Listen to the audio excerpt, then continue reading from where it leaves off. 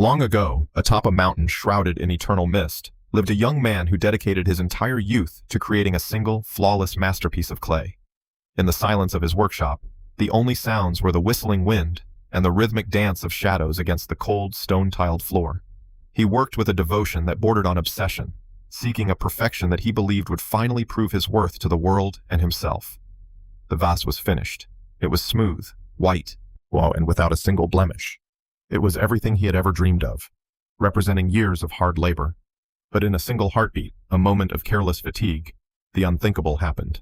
The masterpiece slipped, falling through the air in agonizingly slow motion. A sharp, dry crack echoed through the halls. The perfect vessel shattered into 1,000 jagged pieces, scattered across the floor like frozen tears. He collapsed to his knees, his breath catching in his throat. His hopes, his dreams, and his future seemed to lie broken at his feet. He stood at the edge of his greatest failure. To him, the broken porcelain was a mirror reflecting the ruin of his own soul and ambition. In the deepest shadows of the room, an old master had been watching in silence. He did not move, his presence as steady as the mountain. His face was a map of 1,000 stories, marked by time but glowing with a quiet peace that the young apprentice could not yet understand. Yet the young man's grief was heavy, a suffocating weight that made him want to hide from the world and erase everything he had ever done. He reached for a broom, desperate to clear away the evidence of his clumsiness and throw the remains into the fire where they belonged.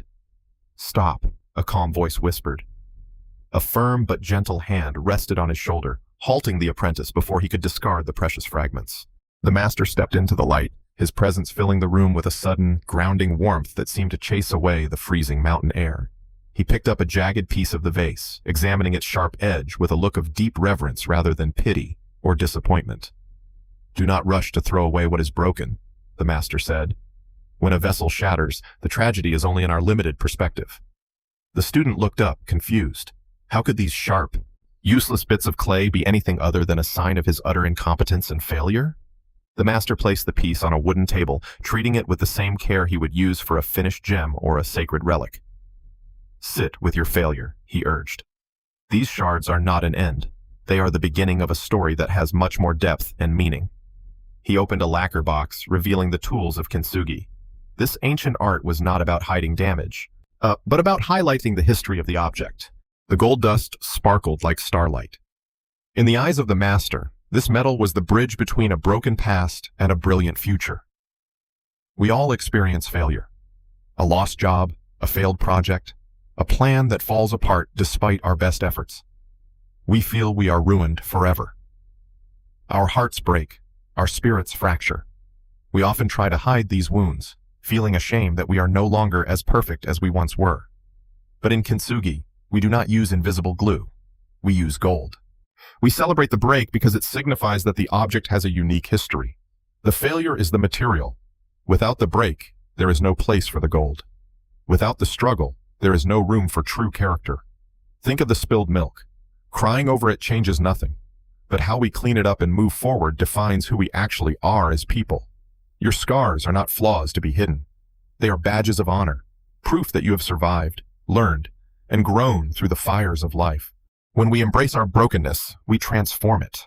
We turn our deepest disappointments into the very things that make us more valuable and more beautiful. Each brushstroke is an act of love. It is an acknowledgement that what happened mattered, and that the repair is just as important as the creation. The gold does not just fill the gap, it illuminates it. It draws the eye to the scar, saying, "Look, I was broken and I am stronger." Nature knows this truth well. And a forest that burns regrows with a strength and diversity that only the trial by fire could have produced. Texture and history become the soul of the work. You are not a factory-made object. You are a unique masterpiece sculpted by your own experiences.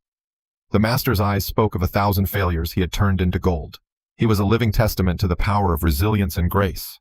Your life is a map of these golden lines. Each one represents a lesson learned, a mountain climbed, and a moment where you chose to rise. Now it was the young man's turn. With trembling fingers, he began the long process of fitting the first two pieces of his life back together. The master guided him, not by doing the work for him, but by providing the steady presence he needed to face his own broken creation. Hours bled into days. Outside, the mountain mist swirled and shifted, a silent witness to the quiet transformation happening within the walls of the workshop. Patience was the greatest tool. Healing cannot be rushed, and the lacquer needed time to set, to bond, and to become truly permanent. He learned to see the beauty in the struggle. Each piece that clicked into place felt like a victory over the despair that had once consumed him. The first gold line was a revelation. It didn't look like a repair. It looked like a streak of lightning frozen in time on the porcelain. He worked through his exhaustion. The labor was intense, requiring a level of focus and care he had never applied to his original, perfect work. The master watched as the boy's fear turned into fascination. The apprentice was no longer trying to fix a mistake. He was creating something new. His eyes, once filled with tears, were now sharp with purpose. He was seeing the vase not for what it was, but for what it could become. Bit by bit, the form returned. But this was not a return to the past. Each step was a progression toward a more resilient version of reality. The structure was now solid, bound by the strength of the gold and the lacquer. It was heavier now, more grounded, and infinitely more interesting. His hands bore the marks of his effort. They were dirty and tired, but they were also the hands of a true artist who understood the cost. Look at the pattern. It was a chaotic map of failure, yet when viewed as a whole, it possessed a rhythm and elegance that was breathtaking. The final piece was set. A profound silence filled the room, a silence not of emptiness, but of a long journey finally reaching its destination. It stood there, a testament to endurance. It had been through the worst possible fate for a vase, and it had survived to tell the tale. As the final dawn broke over the mountain, the shadows of the workshop were finally chased away by a brilliant, life-giving light from the east. The light poured in, catching the edges of everything it touched. It was a new day, and the world looked different to the young apprentice. There it was, the finished masterpiece. No longer just a plain white vase, but a dazzling sculpture of light and shadow, history and hope. The gold lines were like rivers of light flowing through a snowy landscape. They were more beautiful than the perfect porcelain had ever been. He smiled, realizing that the perfect version of the vase he had once cherished was actually quite boring compared to this magnificent scarred creation. The master stood by his side, seeing not just a restored vase, but a restored man who had learned the most valuable lesson of all. The fear of failure was gone. In its place was a quiet confidence, the knowledge that even if he broke again, he knew how to mend. True perfection is not the absence of flaws. It is the integration of our struggles into a whole that is more vibrant because of them.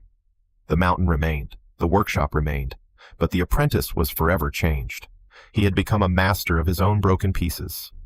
Failure is not the end. It is the gold that you use to paint the masterpiece of your life. But wear your scars with pride and courage. From the deepest ruins, the greatest beauty is born. Thank you for joining us on this journey through the art of finding perfection in the broken.